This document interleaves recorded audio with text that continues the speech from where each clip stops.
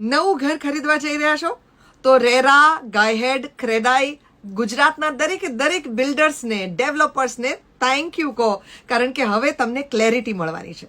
તમે કેવડું ઘર ખરીદી રહ્યા છો એની ક્લેરિટી.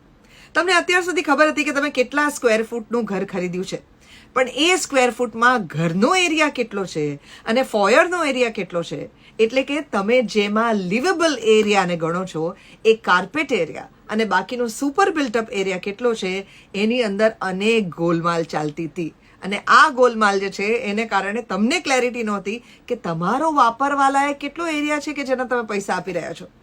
હવેથી ઘર કાર્પેટ એરિયામાં જ વેચાશે, એટલે કે તમને સ્પેસિફિકલી ખબર પડશે કે તમે કેટલો એરિયા ખરીદ્યો છે. સુપર બિલ્ટઅપને સેપરેટલી એમાં મેન્શન કરવામાં આવશે, પણ તમે પૈસા જે આપો છો એ માત્ર ને માત્ર કાર્પેટ એરિયાના આપો છો. એટલે આ ક્લેરિટીથી ઘણા બધા લોકોને પોતાની આસપાસની જેટલી પણ ફેસિલિટીઝ છે, એમ્યુનિટીઝ છે, એની અંદર શું શું છે, કેટલું છે, એ ટ્રાન્સપરન્ટલી ઓન પેપર ખબર પડશે.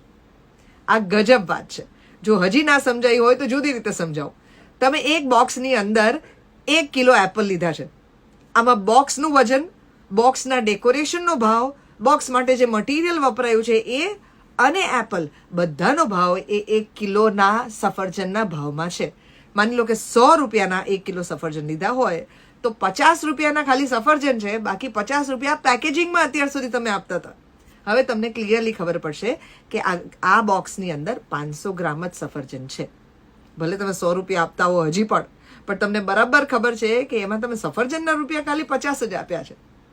ક્લિયર? દેવકી કે સાથ જનહિત મેં જારી.